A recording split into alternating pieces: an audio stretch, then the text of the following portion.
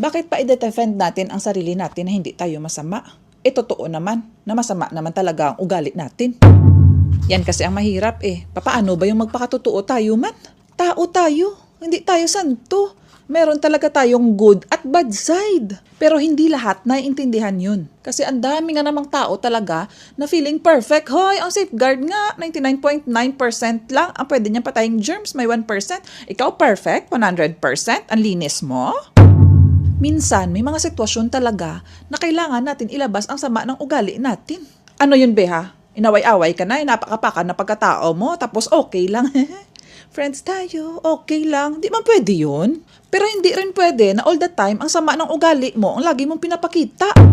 Sana sabi ko nga, tao tayo, may good at bad side. Kapag all the time pinakita mo yung good side mo, mamahalin ka ng ibang tao, matutuwa sila sa'yo. Sasabihin nila, ay, ang bait yan ni ano. Ay, napaka maunawain yan siya, mapagbigay siya.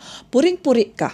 Pero alam mo ba, sa experience ko, kapag lagi kang mabait, hindi mo malalaman kung sino yung mga totoong tao sa'yo. Dahil alam nilang mabait ka, lalapit sila sa'yo. Pag may kailangan, hindi ka nag-refuse, tumutulong ka. Pero based sa experience ko,